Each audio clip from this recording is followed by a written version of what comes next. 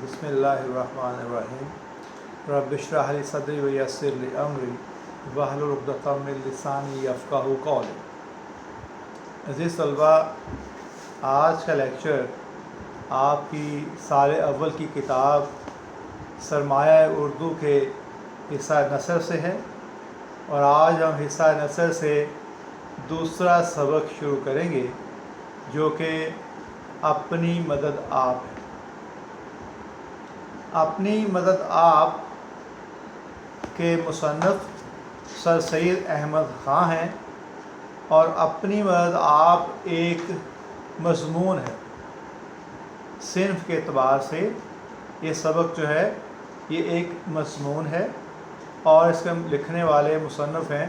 Sir Syed Ahmad ख़ां। Sir Syed Ahmad ख़ां की शख्सियत किसी तारुफ़ की मोहताज नहीं। जो लोग इल्म से लगाव रखते हैं, तारीख़ पढ़ते हैं, उन्हें पता है कि सर सैयद अहमद ख़ां की जो शख्सियत है वो मुसलमानों के मोहसन थे। सर सैयद अहमद ख़ां ने तालीमी मैदान में अपनी कौम के लिए बहुत सी खिदमात सर अंजाम दी। उन्होंने 1875 में एमयू स्कूल कायम किया जो कि 1877 में कॉलेज के दर्जे तक पहुंचा और उसके बाद एमयू यूनिवर्सिटी अलीगढ़ यूनिवर्सिटी के नाम से मशहूर हुआ। सर सैयद अहमद ख़ां अपनी कौम के लिए दिल में दर्द रखते थे और इसी वजह से उन्होंने अपनी ज़िंदगी में बारहा कोशिशें की कि हुक्मरान जो उस वक्त अंग्रेज़ थे और मुसलमान, इनके दरमियान में जो भी गलत फहमियाँ हैं वो दूर हो जाएं। दरअसल उस वक्त के हालात ऐसे थे कि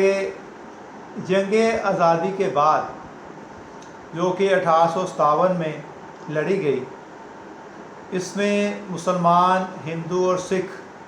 ये एक तरफ थे, अंग्रेज़ हुक्मरानों के ख़िलाफ़ आज़ादी चाहते थे।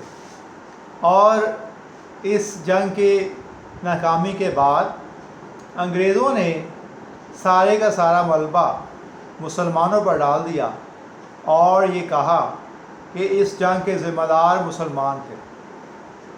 और इसी बात को सामने रखते हुए मुसलमानों पर मुख्तलिफ़ मज़ालम ढाना शुरू कर दिए। उन्हें हर मैदान में, तालीमी मैदान, मुआशी, ख़ासकर मुआशी मैदान में उन्हें क्रश करने की कोशिश की गई और यहाँ तक कि मुसलमानों के लिए नए मौक़े जो थे उसकी राहें मसदूद कर दी। और तारीख़ में लिखा है कि जो मुलाज़मत के लिए इश्तिहार आता था उसमें वाज़े तौर पर लिखा होता था कि मुसलमान इस इश्तिहार, इस मुलाज़मत के लिए दरख्वास्त देने के अहल नहीं। और यहाँ तक कि पहले से मौजूद अच्छी पोस्टों पे, अच्छे ओहदों पे जो मुसलमान जॉब कर रहे थे उन्हें मुलाज़मत से फ़ारग कर दिया गया और उनकी जगह हिंदुओं को मुलाज़मतें देना शुरू कर दी। हिंदू चूँकि एक खुशामदी कौम है, उन्होंने खुशामद करके अंग्रेज़ों के साथ हो गए, अपनी वफ़ादारी निभाना शुरू कर दी। तो ये थोड़ा सा आप तारीख़ का जो झरोखा है वो खोलेंगे और कुछ सत्रों में ये लिखेंगे। अब हम बात करते हैं सर सैयद अहमद ख़ां के असलूब के बारे में। तो सर सैयद अहमद ख़ां का जो असलूब है, अंदाज़ तहरीर है, इंतहाई सादा और सलीस है। वो सादा अल्फाज इस्तेमाल करते हैं जो कारी को समझने में कोई मुश्किल पेश ना आए। सर सैयद अहमद ख़ां ने पहली दफ़ा संजीदा इल्मी, तारीख़ी, मुआशरती, तालीमी और अदबी मौज़ूआत पर मज़मून नवीसी की इब्तिदा जो है सर सैयद अहमद ख़ां ने रखी। सर सैयद अहमद ख़ां ने मुख्तलिफ़ किताबें, मुख्तलिफ़ तसानीफ़ भी लिखी जिसमें खुतबात अहमदिया, असार सनादीद, مضامین سر سید، رسالہ اسباب بغاوت ہند، تاریخ سرکشی بجنور وغیرہ انہوں نے لکھی۔ آج کا جو سبق ہے اپنی مدد آپ، یہ بھی بڑے خوبصورت انداز میں سر سید احمد خان نے شروع کیا ہے۔ لکھتے ہیں، خدا ان کی مدد کرتا ہے جو آپ اپنی مدد کرتے ہیں۔ ایک نہایت عمدہ اور آزمودہ مقولہ ہے۔ اس چھوٹے سے فقرے میں انسانوں کا اور قوموں کا اور نسلوں کا تجربہ جمع ہے۔ یہ جو ایک مقولہ ہے، خدا ان کی مدد کرتا ہے جو اپنی مدد آپ کرتے ہیں، اس کی وضاحت میں ایک قرآن کی آیت بھی ہے جس کا ترجمہ کچھ یوں ہے کہ اللہ تعالیٰ اس قوم کی حالت نہیں بدلتا جب تک وہ خود اپنے دل و دماغ میں انقلاب پیدا نہ کریں۔ تو یہ اس کے لیے ریفرنس بھی ہوگا کہ اللہ تعالیٰ اس قوم کی حالت نہیں بدلتا جب تک وہ خود اپنے دل و دماغ میں انقلاب پیدا نہ کریں۔ تو قرآن مجید نے یہ واضح کر دیا، اور سر سید احمد خان بھی قرآن مجید کی ہی آیت کو میرا خیال ہے کہ سامنے رکھ کر یہ لکھتے ہیں کہ خدا ان کی مدد کرتا ہے جو آپ اپنی مدد کرتے ہیں۔ تو کہا کہ اس کے پیچھے قوموں کا، انسانوں کا، نسلوں کا تجربہ جمع ہے، یعنی یہ آج کی بات نہیں، جب سے یہ دنیا بنی ہے اس وقت سے یہ ہر دور میں یہ بات صحیح ثابت ہو رہی ہے کہ خدا ان کی مدد کرتا ہے جو آپ اپنی مدد کرتے ہیں۔ ایک شخص میں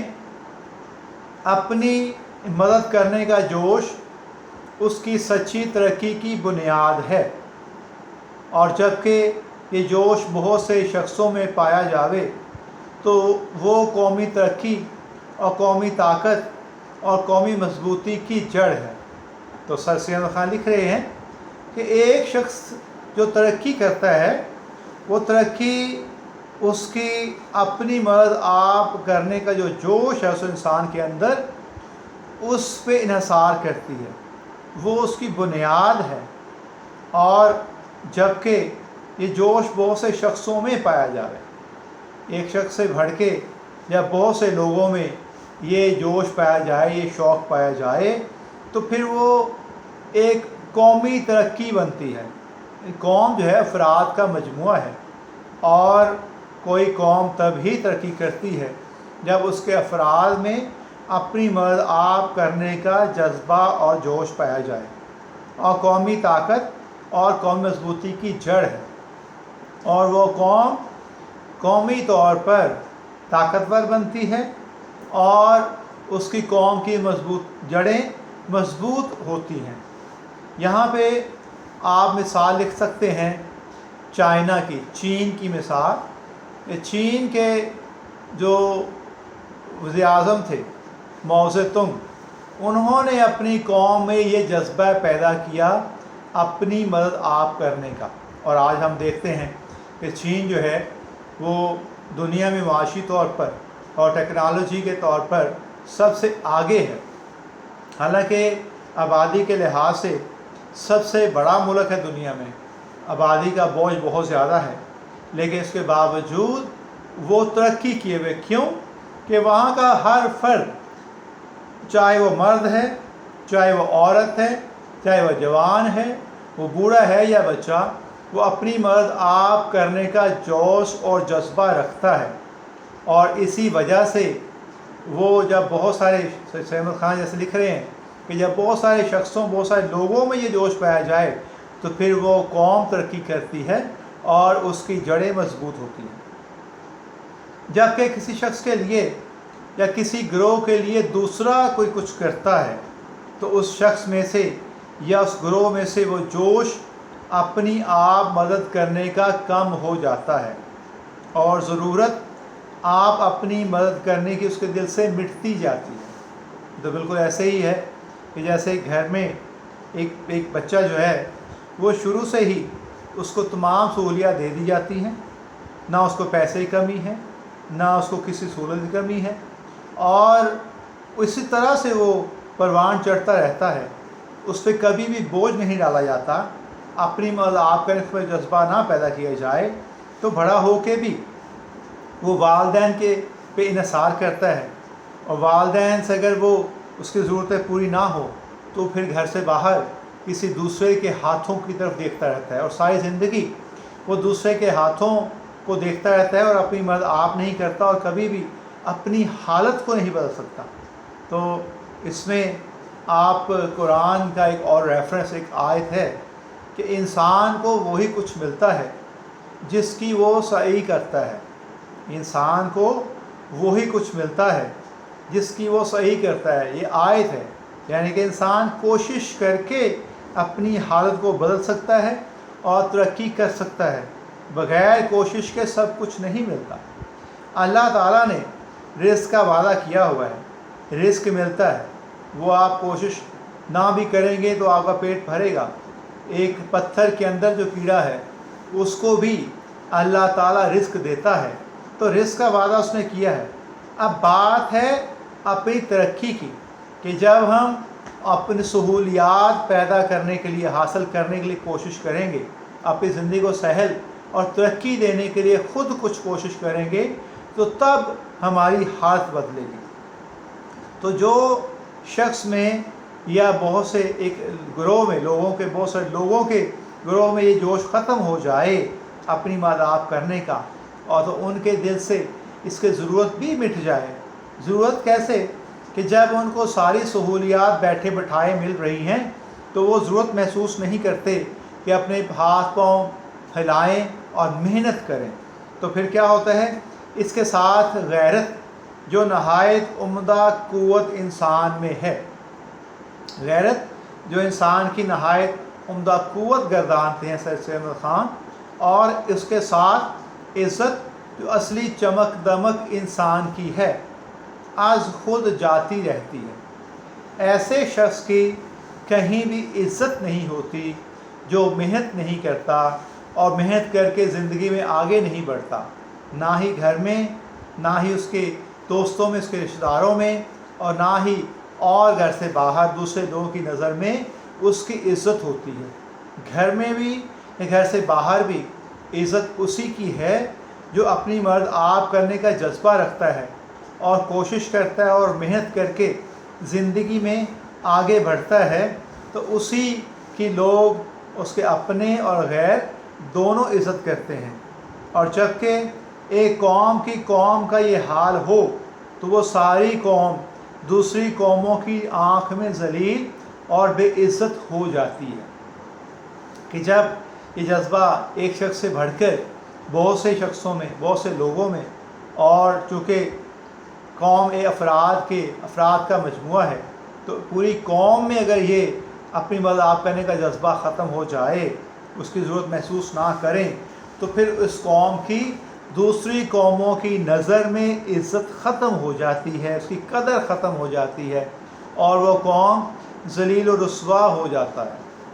جاتی ہے۔ جس طرح سے آپ دیکھتے ہیں کہ بہت سارے ممالک قرضے لے کر اپنے ملک کو چلاتے ہیں۔ آپ پاکستان کی مثال لے لیں، پاکستان کا قیام جب ہوا تو وہ اپنی مرد آپ کرنے کا جذبہ ان میں موجود تھا، ان لوگوں میں جو ہمارے آباء و اجداد تھے ان میں اپنی مرد آپ کرنے کا جذبہ بہت زیادہ تھا۔ اس وجہ سے وہ آگے بڑھے اور ملک حاصل کر لیا۔ اب یہ جذبہ ان میں پیدا کرنے کی ضرورت ہوتی ہے۔ جس طرح سے آپ دیکھتے ہیں کہ قائد اعظم محمد علی جناح جو بانی پاکستان ہیں،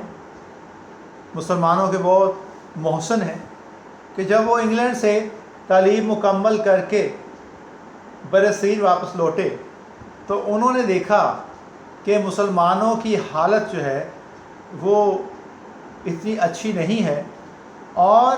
وہ اس طرح سے بے ہمت ہیں، ان میں اپنی مرد آپ کرنے کا جذبہ بھی موجود نہیں، اور یہ سوچے بیٹھے ہیں کہ جیسے شاید اب غلامی کی زندگی ہی گزارنی ہے۔ تو قائد اعظم نے ایک دفعہ کوشش کی، لیکن مایوس ہو کر انگلینڈ واپس چلے گئے۔ یہ علامہ اقبال تھے جو ان کے دوست تھے قریبی، انہوں نے قائد اعظم کو باقاعدہ خط لکھ کر یہ باور کرایا کہ آپ ہی وہ لیڈر ہیں جو ان لوگوں کو ایک قوم بنا سکتے ہیں اور ان کو جگا سکتے ہیں اور ان کے اندر اپنی مدد آپ کرنے کا جذبہ پیدا کر سکتے ہیں۔ تب آپ علامہ اقبال کے قائل کرنے پر دوبارہ برصغیر آئے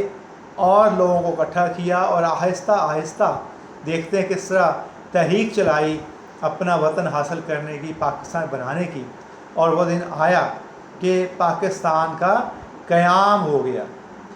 جب یہ شروع میں یہ خیال پیش کیا گیا تو ہندو یہ سمجھتے تھے کہ یہ ایک دیوانے کا خواب ہے کہ برصغیر بھی کبھی تقسیم ہوگا، کبھی مسلمانوں کا اپنا علیحدہ وطن بھی انہیں ملے گا۔ یہ وہ کہتے ایک دیوانے کا خواب ہے، ہنستے تھے۔ لیکن یہ قائد اعظم جانتے ہیں کہ دن رات کی محنت کر کے انہوں نے کس طرح اس قوم کے اندر ایک جذبہ پیدا کیا اپنی مدد آپ کرنے کا، اور پھر مل جل کر کوشش کر کے یہ تحریک کامیاب ہوئی اور پاکستان بن گیا۔ تو پاکستان تو بنا لیا، اب جب سے پاکستان بنا ہے لگتا یہ ہے کہ اس قوم کے اندر سے اپنی مدد آپ کرنے کا جذبہ ختم ہو چکا ہے۔ اسی وجہ سے یہ ملک ابھی بھی ترقی پذیر ہے، ترقی یافتہ نہیں، حالانکہ اس کے بعد کے بہت سارے آزاد ہونے والی ریاستیں اور ممالک جو ہیں وہ اتنی ترقی کر چکے ہیں اور کہ ہم پاکستانی ان ملکوں میں جا کر اپنا مستقبل سنوارنے کے لیے کوششیں کرتے ہیں، محنت دن رات کرتے ہیں، اور پھر کچھ پیسہ اکٹھا کر کے اپنے ملک میں آ کر زندگی سہل گزارنے کی کوشش کرتے ہیں۔ تو یہ میں سمجھتا ہوں کہ اپنے آپ کرنے کا جذبہ جب ختم ہو گیا تو پھر وہ قوم کبھی ترقی نہیں کر پاتی اور قرضے لے کر ملک کو چلا رہے ہیں، اور اسی وجہ سے ان کی عزت نہیں دوسری قوموں کی آنکھ میں، کہ کبھی ہمارے صدر، ہمارے وزیر اعظم اگر دوسرے ملک میں وزٹ کرتے ہیں، جو جب ملک بنا ہے شروع کے ادوار میں، شروع کے دور میں، تو دوسرے ان کو بڑی فخر کی نگاہ سے دیکھتے تھے اور والہانہ استقبال ہوتا تھا۔ پھر کیا ہوا کہ آہستہ آہستہ ان کے ہمارے ملک کے صدر یا وزیر اعظم دوسرے ملکوں میں جاتے ہیں تو ان کے صدر یا وزیر اعظم نہیں بلکہ ان کے ماتحت جو ہیں وہ ان کو ایئرپورٹ پہ استقبال کرنے ان کا آتے ہیں۔ تو کیا وجہ ہے کہ ہمارے حکمران جو ہیں وہ دوسرے حکمرانوں کے نظروں آنکھوں میں آنکھیں ڈال کے بات نہیں کر سکتے؟ یہ وہی وجہ ہے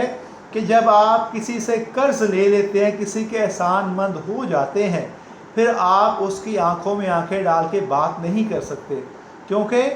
آپ کی وہ عزت، وہ مقام نہیں رہتا جو اپنی مدد آپ کر کے آپ نے بنایا ہوتا ہے۔ تو یہ ایک نیچر کا قاعدہ ہے کہ جیسا مجموعہ قوم کی چال چلن کا ہوتا ہے، یقینی اسی کے موافق اس کے قانون اور اسی کے مناسب حال گورنمنٹ ہوتی ہے۔ تو سر سید احمد خان یہ دوسرے پیراگراف کا آغاز اس جملے سے کر رہے ہیں، یہ کہتے ہیں کہ ایک نیچر کا قاعدہ ہے، قدرت کا قانون ہے کہ جیسا مجموعہ قوم کی چال چلن کا ہوتا ہے، یقینی اسی کے موافق اسی کے قانون اور اس کے مناسب حال گورنمنٹ، کہ جیسے رعایا ہوگی اس پر ویسے ہی حکمران مسلط کیے جاتے ہیں۔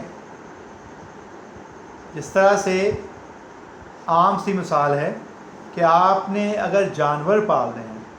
کسی نے بھینسیں پالنی ہیں، تو کہا جاتا ہے کہ بھینسوں کے ساتھ بھینس بننا پڑتا ہے۔ یہ نہیں ہو سکتا کہ بھینسیں پالنے کے لیے آپ ایک پڑھے لکھے نوجوان کو ڈھونڈیں گے جو کہ یونیورسٹی کی ڈگری اس نے حاصل کی ہو، اور آپ کہیں کہ یہ بھینسوں کو پالے، ان کی دیکھ بھال کرے، انہیں نہلائے دھلائے، انہیں چارہ ڈالے، ان کا دودھ دھوئے۔ نہیں، اس کے لیے ان جیسا ہی اکھڑ مزاج اور سخت مزاج والا آدمی چاہیے جو جانوروں کو ان کی طبیعت کے مطابق چلا سکے. تو ایک نرم طبیعت والا پڑھا لکھا آدمی نہیں کر سکتا. اسی طرح سے کہا جس طرح کہ پانی خود اپنی پنسال میں آ جاتا ہے. پنسال سے مراد ہے یہاں سبیل، کہ پانی اپنے سبیل میں خود ہی اکٹھا ہونا شروع ہوتا ہے. اسی طرح عمدہ رعایا پر عمدہ حکومت ہوتی ہے، اور جاہل و خراب اور نا تربیت رعایا پر ویسی اکھڑ حکومت کرنی پڑتی ہے. سر سید خان بھی کہہ رہے ہیں کہ اگر رعایا جو ہے، قوم جو ہے وہ مہذب ہوگی، وہ پڑھی لکھی ہوگی، وہ تہذیب یافتہ ہوگی، تو اس پر حکومت بھی ویسے ہی کرنی پڑے گی. اور اگر افراد جاہل ہیں، نا تربیت یافتہ ہیں اور ان کی عادتیں خراب ہو چکی ہیں، تو ان پر ویسے ہی اکھڑ حکومت کرنی پڑے گی. اور پھر کہا کہ تمام تجربوں سے یہ ثابت ہوا ہے کہ کسی ملک کی، یہ تیسرا پیراگراف ہم پڑھ رہے ہیں، تمام تجربوں سے ثابت ہوا ہے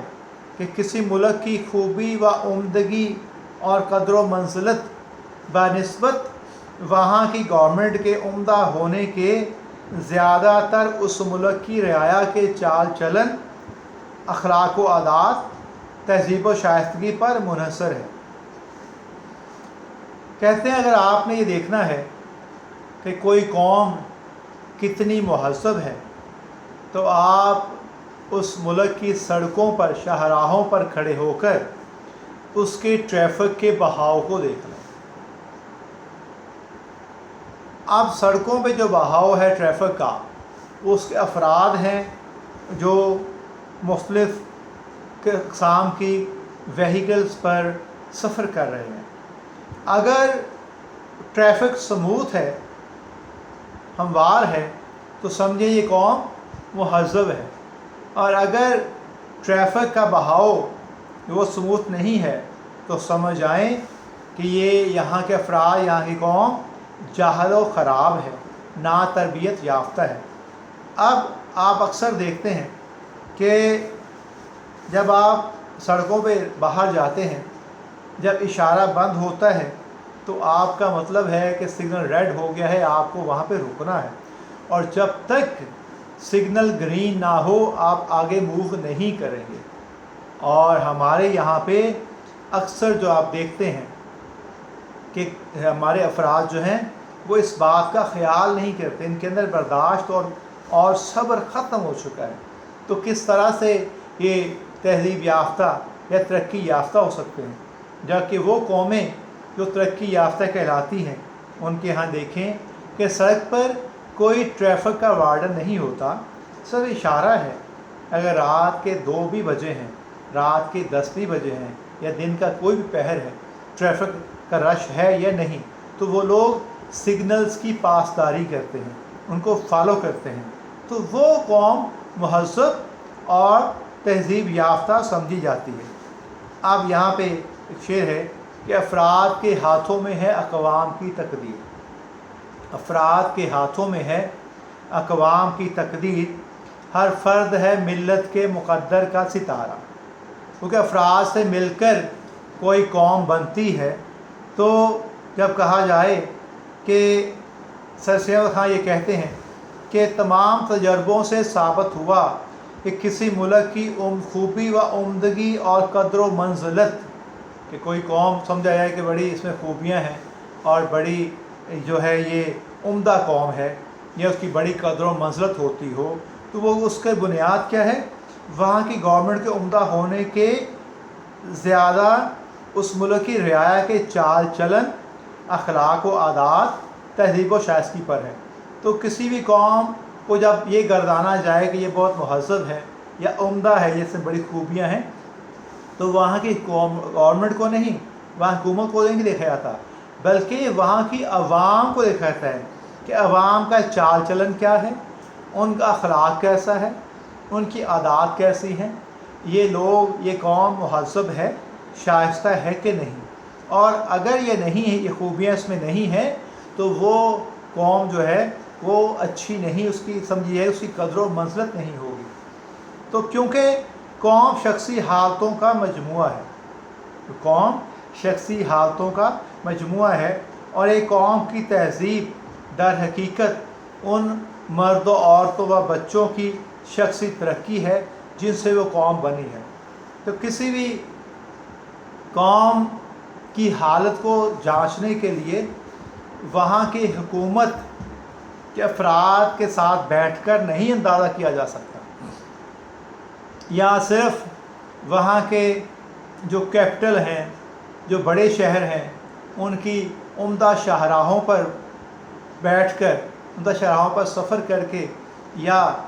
بڑے بڑے ایوانوں میں بیٹھ کر اور مجالس اٹینڈ کر کے یہ اندازہ نہیں کیا جا سکتا کہ یہ قوم جو ہے یہ مہذب ہے کہ نہیں، یہ قوم جو ہے خوشحال ہے کہ نہیں، یہ قوم جو ہے عمدہ ہے، خوبیوں کی مالک ہے کہ نہیں۔ اس قوم کی افراد میں آپ کو چل پھر کے اندازہ کرنا پڑے گا، ان قوم کے افراد کے ساتھ مل بیٹھ کر ان کی حالت کو دیکھ کر اندازہ کرنا پڑے گا۔ جب آپ دیکھیں کہ کسی قوم کے بوڑھے شخص، کسی قوم کی عورتیں، بچے اور مردوں کے چہرے پر رونق ہیں، خوشحال ہیں، تو پھر آپ کہہ سکتے ہیں یہ قوم جو ہے یہ عمدہ ہے، یہ خوشحال ہے، اور یہاں گورنمنٹ بھی عمدہ ہے۔ لیکن اگر آپ اس قوم کے چہروں پر رونق نہ دیکھیں، ان قوم کے عادتیں اچھی نہ ہو، بگڑی ہوئی ہوں، تو پھر وہ قوم بہتر تصور نہیں کی جائے گی۔ تو کسی بھی قوم کے بہتر ہونے پہ ہی انحصار ہے کہ اس کی حکومت بھی بہتر، عمدہ ہوگی، اور اگر قوم کی حالت اچھی نہیں ہے، اس کی عادتیں اچھی نہیں، ان میں خوبیاں نہیں بلکہ خامیاں ہیں، تو وہ قوم عمدہ متصور نہیں ہوگی، اور اس کی حکومت بھی ان پر ویسی ہی ہوگی۔ تو سید احمد خان بھی یہی کہہ رہے ہیں کہ عمدہ حکومت ہوگی، عمدہ قوم ہوگی تو اس پر عمدہ حکومت کرنے والے افراد مسلط کیے جائیں گے، اور اگر قوم اکھڑ ہوگی اور عمدہ نہیں ہوگی، خراب ہوگی، جاہل ہوگی، تو ان پر حکومت بھی ویسے ہی اکھڑ ہی اور جاہل ہی کرنی پڑے گی، ادروائز وہ اس قوم کو چلا نہیں سکیں گے۔ جس طرح سے ایک ریوڑ کو چلانے والا اس ریوڑ کی عادات کو سمجھتا ہے، تو ان جانوروں کو وہ سارا دن اپنی مرضی سے چلاتا ہے، اور اگر وہ ایک بہت پڑھا لکھا اور یونیورسٹی کا ڈگری ہولڈر اور اس نے ٹائی لگائی ہو، پینٹ شرٹ پہنی ہو، تو وہ جانوروں کے ریوڑ کو چروانا چاہے، بیڑوں کے ریوڑ کو چرانا چاہے، تو اس کے لیے ممکن نہیں ہوگا۔ تو پھر اس مثال سے یہی ثابت ہوتا ہے کہ جیسی قوم ہوگی ویسے ہی اس پہ حکومت مسلط کی جائے گی۔ تو آج کے لیے اتنا ہی لیکچر کافی ہے۔ نیکسٹ لیکچر میں انشاءاللہ پھر ہم اگلے پیراگراف سے شروع کریں گے۔ اللہ حافظ۔